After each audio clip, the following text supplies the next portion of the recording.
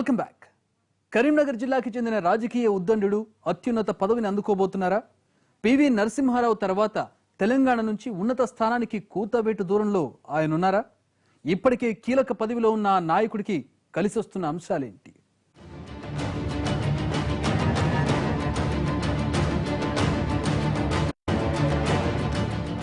ఉమ్మడి కరీంనగర్ జిల్లా రాజకీయ చైతన్యానికి సామాజిక ఉద్యమాలకు పెట్టని కోట. జిల్లాకు చెందిన పలువురు నాయకులు రాష్ట్ర దేశ స్థాయి రాజకీయాల్లో చక్రం తిప్పి తమదైన ముద్రలను వేశారు.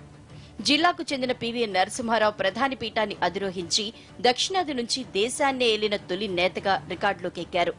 దీంతో కరీంనగర్ పేరు దేశ రాజకీయాల్లో మారుమ్రోగింది.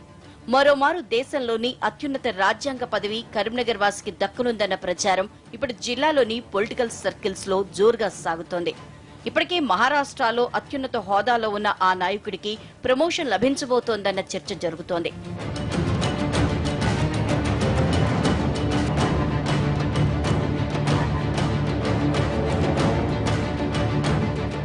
కరీంనగర్ జిల్లాకు చెందిన కేంద్ర మాజీ మంత్రి, ప్రస్తుత మహారాష్ట్ర గవర్నర్ సిహెచ్ విద్యాసాగర్ రావు త్వరలో దేశ ఉపరాష్ట్రపతి పదవిని అలంకరించనున్నారన్న ప్రచారం జోరందుకుంది. కేంద్రంలోని ఎన్డీఏ ప్రభుత్వం ఆయనకే ఎందుకు ఆ పదవి ఇస్తోందనే దానిపైన విశ్లేషణలు సాగుతున్నాయి. ఉమ్మడి ఆంధ్రప్రదేశ్ లో బీజేపీ రాష్ట్ర అధ్యక్షుడిగా పనిచేసిన విద్యాసాగర్ రావు కరీంనగర్ జిల్లాలోని మెట్పల్ నుంచి 3 సార్లు పార్టీ ఎమ్మెల్యేగా గెలిచారు. ఉమ్మడి రాష్ట్ర అసెంబ్లీలో బీజేపీ శాసనసభాపక్ష నేతగా వ్యవహరించారు. ఆ తర్వాత కరీంనగర్ పార్లమెంటు స్థానం నుంచి ఎంపీగా ఎన్నికై వాజ్పేయి సంకీర్ణ ప్రభుత్వంలో కీలకమైన హోంశాఖ సహాయ మంత్రిగా పనిచేశారు. ఆ సమయంలో గుజరాత్ సీఎంగా ప్రధాని నరేంద్ర మోడీ ఉన్నారు. వారిద్దరి మధ్య మంచి స్నేహబంధం ఉన్నందువల్లే 2014 ఎన్నికల ప్రచార సమయంలో బిజీ షెడ్యూల్లోనూ కరీంనగర్ ఎంపీగా పోటీ చేసిన విద్యాసాగర్ రావు కోసం ప్రచారం నిర్వహించేందుకు వచ్చారని సమాచారం. అయితే ఆ ఎన్నికల్లో విద్యాసాగర్ రావు ఓడిపోయారు. కేంద్రంలో అధికారంలోకి వచ్చాక విద్యాసాగర్ రావుని కీలకమైన మహారాష్ట్ర రాష్ట్రానికి గవర్నర్ గా నియమించారు మోడీ. ఆ తర్వాత రోసయ్య పదవీకాలం పూర్తయ్యాక తమిళనాడుకు ఇన్ఛార్జ్ గవర్నర్ బాధ్యతల్ని అప్పగించారు.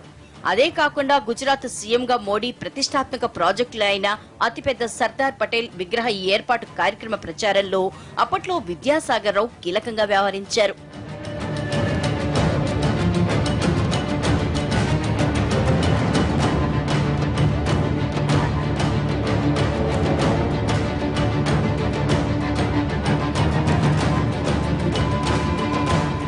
ప్రధానితో ఉన్న సాన్నిహిత్యంతోనే కాకుండా ఉత్తర దక్షిణ అన్న కోణంలోనూ విద్యాసాగర్ రావుకి ఉపరాష్ట్రపతి దక్కటం ఖాయమని బీజేపీ శ్రేణులు చర్చించుకుంటున్నాయి.